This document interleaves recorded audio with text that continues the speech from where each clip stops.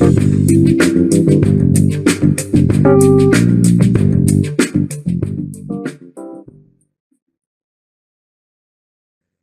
everybody, this is International Master Sam Shankland, here to do a lecture on the Sicilian Najdorf. And today we're going to look at the 6 bishop e3 variation, which historically was never that popular, but these days is all the rage. And there's 2 moves that we're going to look at here, e5 and e6. And they're both pretty popular these days, e5 being more so. So the first one we're going to look at, though, actually is e6, because it's the one that I like. But, so the point of e6 is now very simple. You know, you take some of the central squares, you'll play for b5 at some point.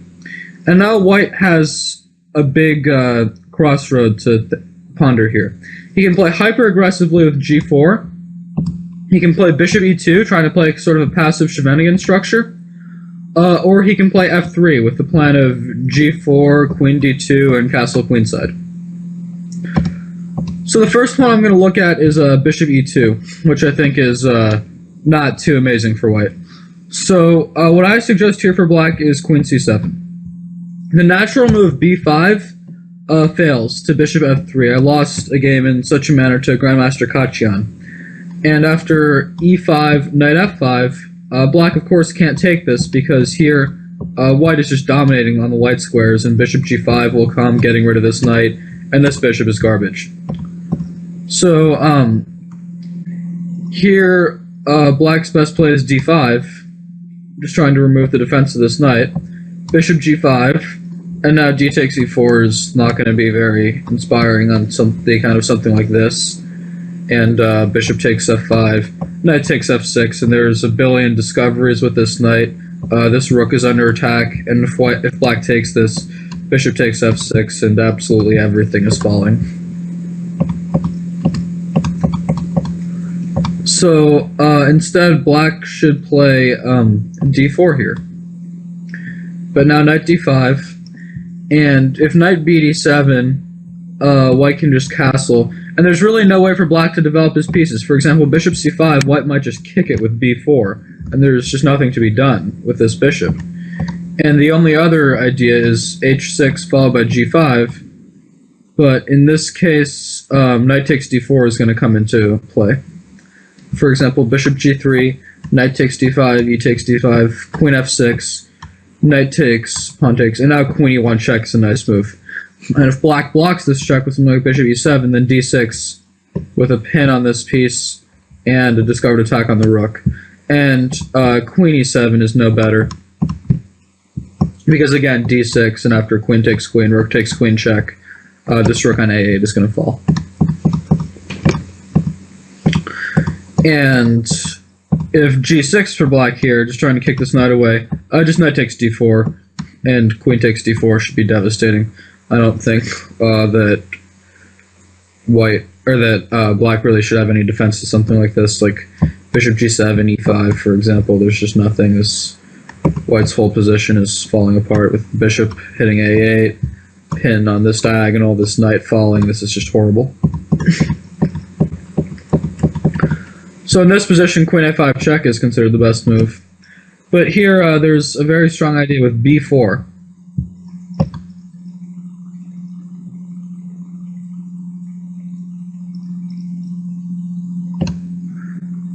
So on bishop takes b4, knight takes b4, queen takes b4 check, white has this nifty move c3. White wants to attack the queen, because then knight takes g7 will come into play.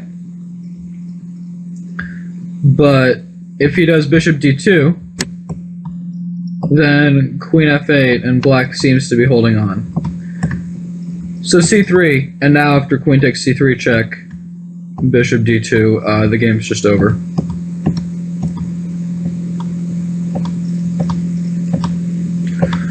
So I'm not a fan of b5 right away, but queen c7 is an excellent preparatory move.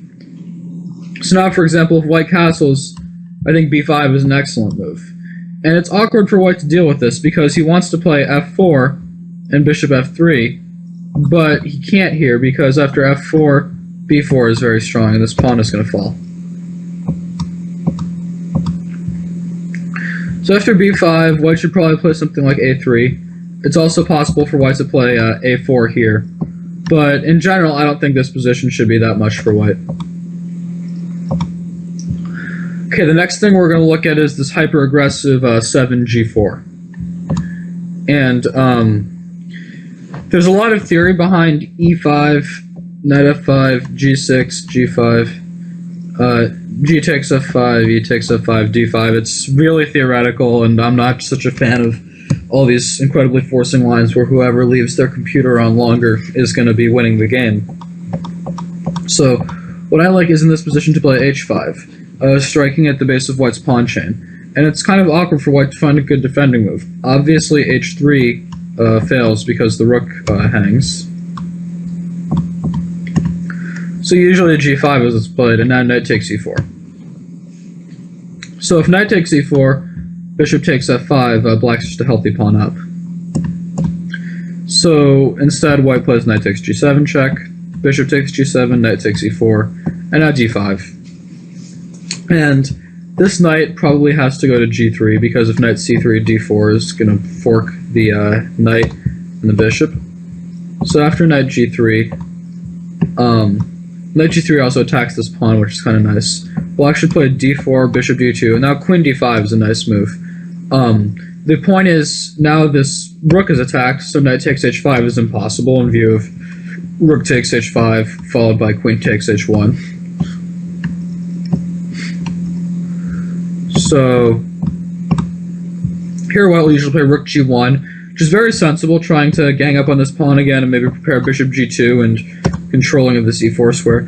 But here black can play bishop g4, and that was really the point of queen d5, was if black played bishop g4 right away, then just f3 is totally fine for white.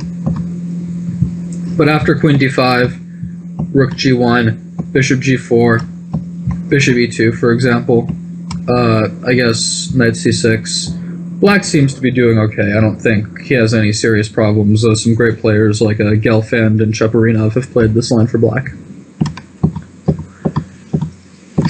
So now let's get to the main stuff, which has been really popular off and on for the last few decades, is f3 here. So f3, black plays b5. And now there's a big parting of the ways again.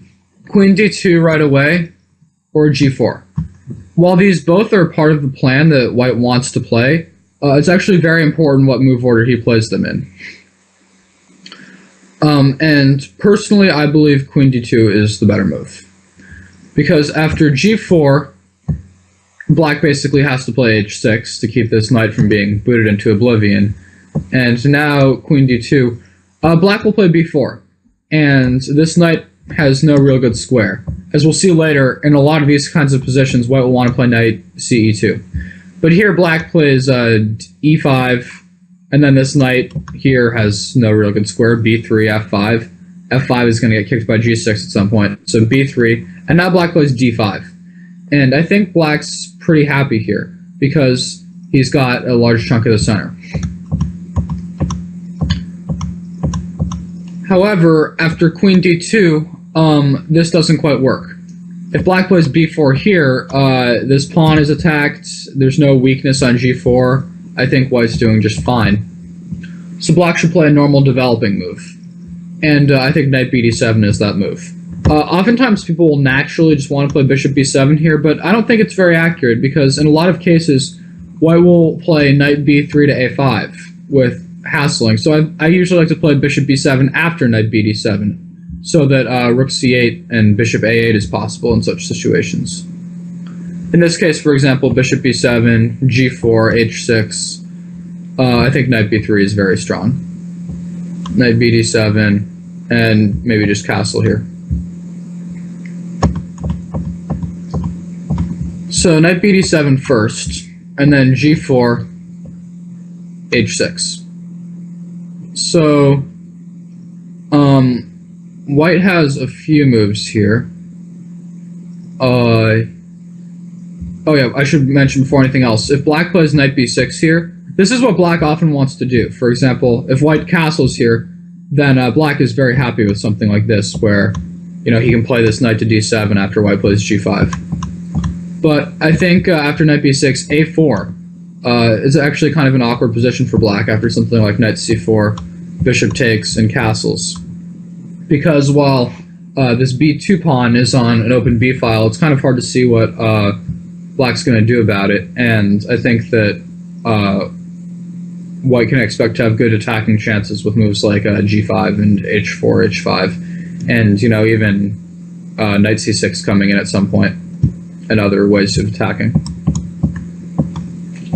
So h6 here, and now we see basically if we had played g4 first, we're getting the same position, but we're forcing black to play knight bd7 here, which is not as good a move as e5 or is b4 and e5 in that case.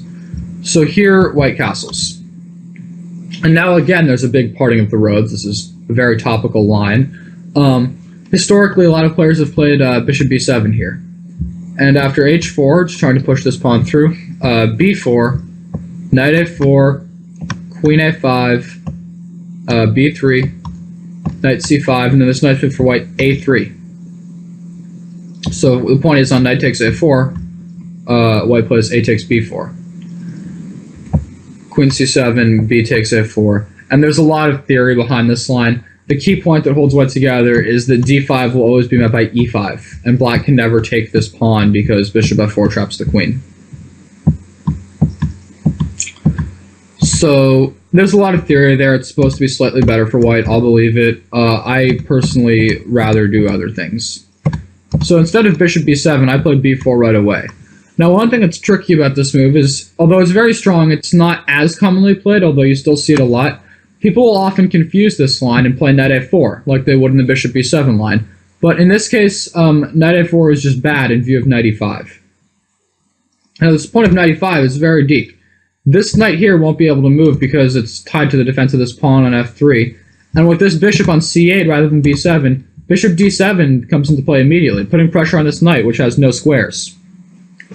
So when I first show this to people, I usually see them say, oh, queen takes b4. I just take a pawn, I free up the square for my knight, and white's happy. But after bishop d7, it's actually very awkward for white to find a move here.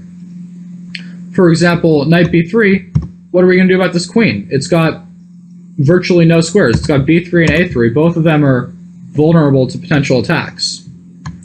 So here I actually suggest queen c7.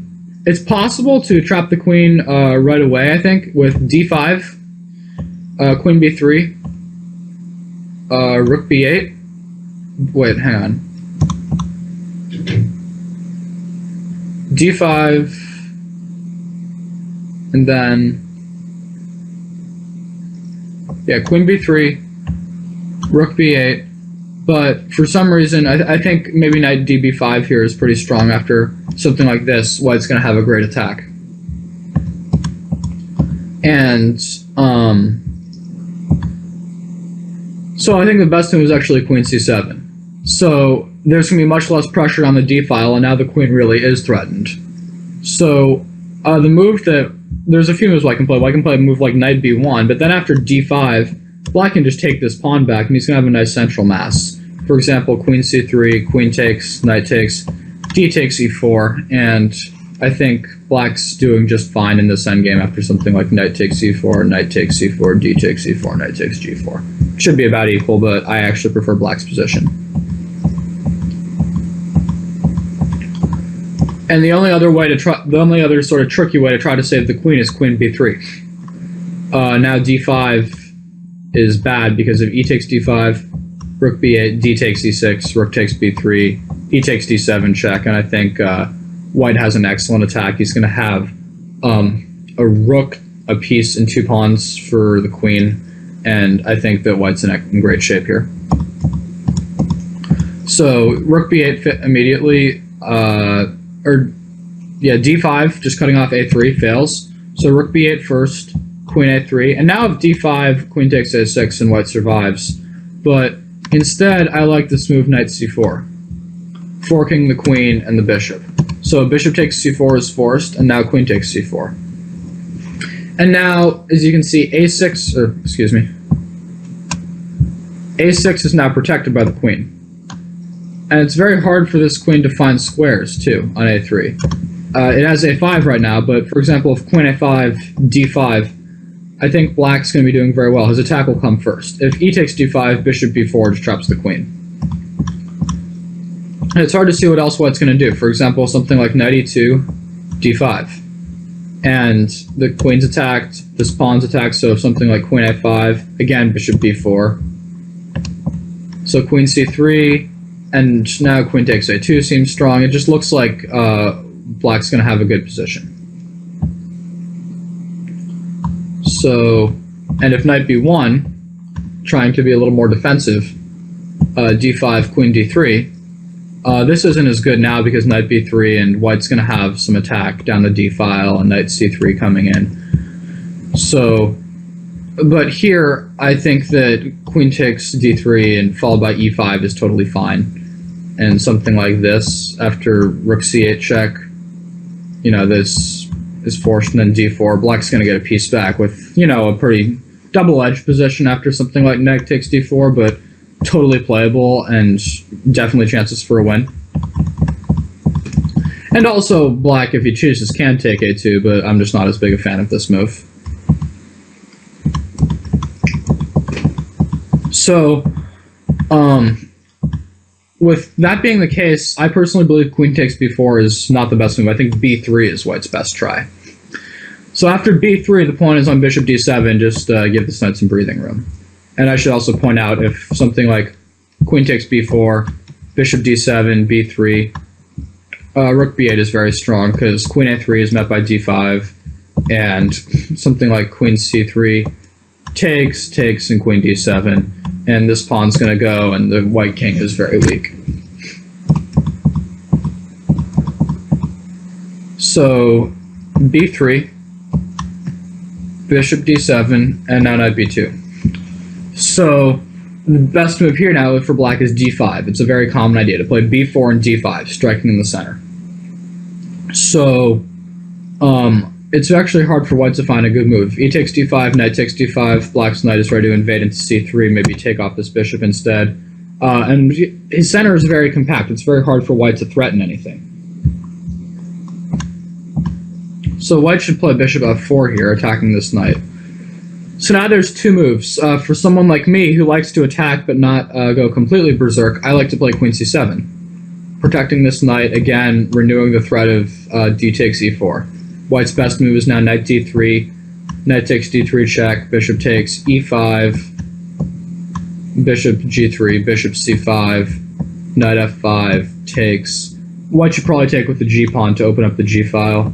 Takes, and castles, and it's a very double-edged position. Black will definitely have his attacking chances with moves like rook d8, bishop d4, and of course it's not winning or anything, but it's interesting, and I think black has good chances, and I like this kind of position.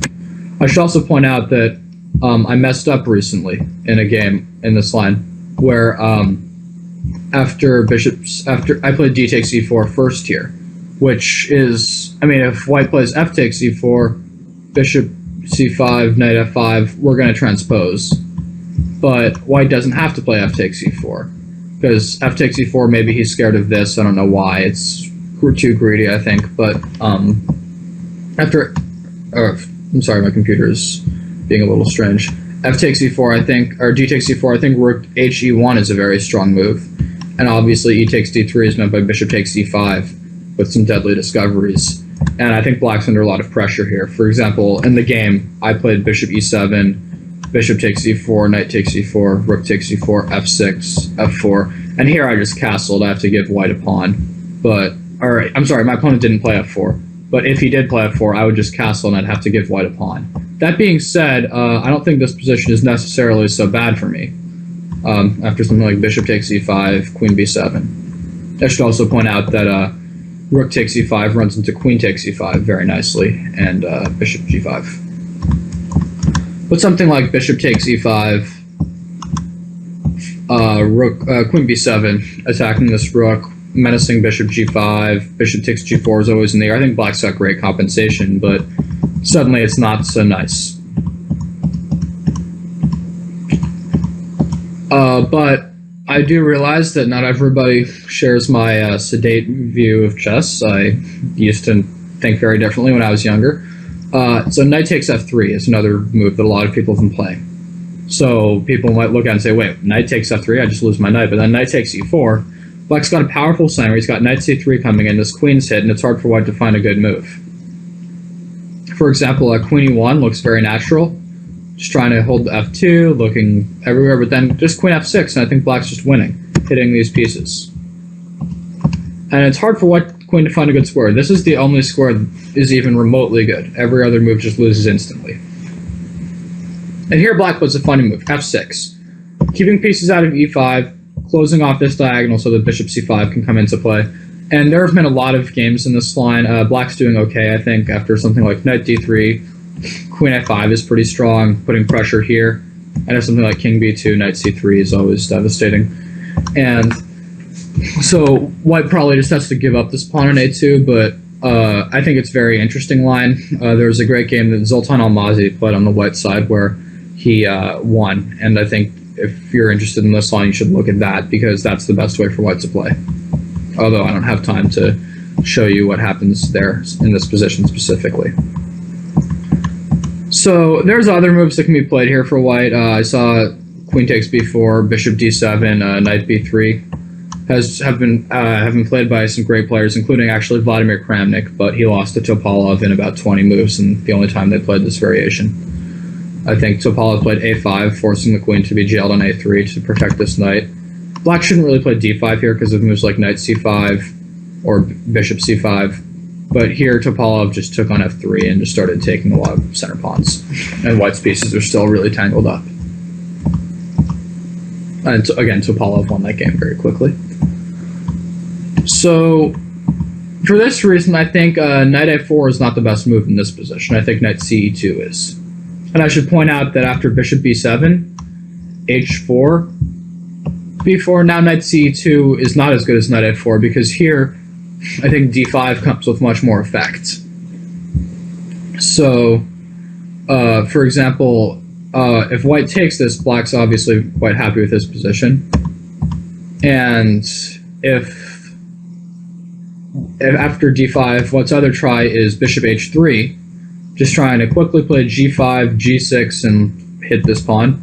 D takes e4, g5. This is actually key. H takes g5, h takes g5. E takes f3. So if g takes f6, d takes e2, black's got this bishop takes h1 coming, this is hanging, and his king is actually relatively safe, and I don't think white's going to be checkmating him anytime soon. He can expect to lose. So here white will play knight f4, most certainly trying to attack this pawn, and if black plays, and black should play knight e4 here, and now this queen has a hard time moving, but the key is something like queen d3 or queen e1. Black's best move is actually just rook takes h3. And then playing something like this. And it's hard to see how white's going to really continue his attack. Black can play knight takes g5 soon. He's going to be able to castle queen's side. White's just a little bit slow. So that's why knight a4 is important in this position. Because after d5, bishop h3, takes g5, e takes f3 won't come with tempo, and black's just going to get killed by g6. So that's one thing I should point out. So after b4 immediately, knight ce2. If black plays bishop b7, among other things, white might be able to just take this pawn now because the bishop on b7 is hanging, so d5 won't be such a big player. So if black plays d5 here, which is the move he wants to play, this would be great if the position were, if white played if we had by transposition these moves thrown in, this would be great, but unfortunately it's not as good now because after e takes d5, knight takes d5, knight f4, black's under a lot of pressure. Again, if black could play bishop b7 and white was forced to play h4 here, black would be doing just fine. But as it is, after bishop b7, bishop c4, this knight's awkward. It's just hard to find a good move. And if knight takes e3, for example, queen takes e3, this pawn's just going to go. And then the whole king is going to fall apart. So I think d5 right away is a mistake. So who I think should be played, is queen c7. And now, again, if white plays queen takes b4, d5 is totally fine. If queen c3, for example, takes... queen takes c3, knight takes c3, and d takes c4. Should be fine for black after something like d takes... if like something like d takes e4, for example, bishop b7, bishop d3, knight c5, g4 is falling, e4 is falling, white's not keeping his extra pawn. So knight takes e4, knight takes, and knight f6. Well, again, white's not keeping his extra pawn. The sending should be okay for black. And if white plays h4, this runs into d5. So the key point here is after e takes d5, knight takes c5, knight f4, bishop b7, for example, bishop c4 can no longer be played because this queen on c7 controls that key square.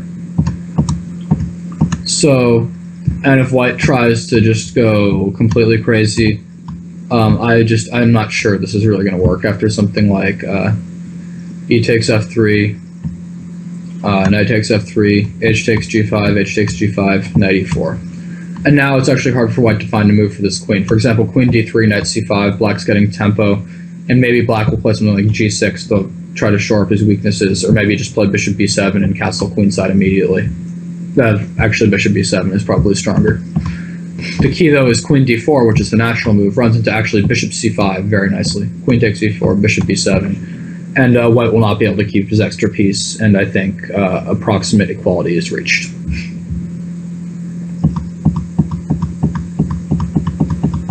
So I think that this is a great way for black to play this line. It's going to be very sharp, and if you're a very positional player, you don't like getting attacked, you probably shouldn't play this, but it's solid enough, and it's theoretically sound for the most, as far as I know. I'm not 2700 yet, but I think that black can really expect to be able to play these positions aggressively and for a win.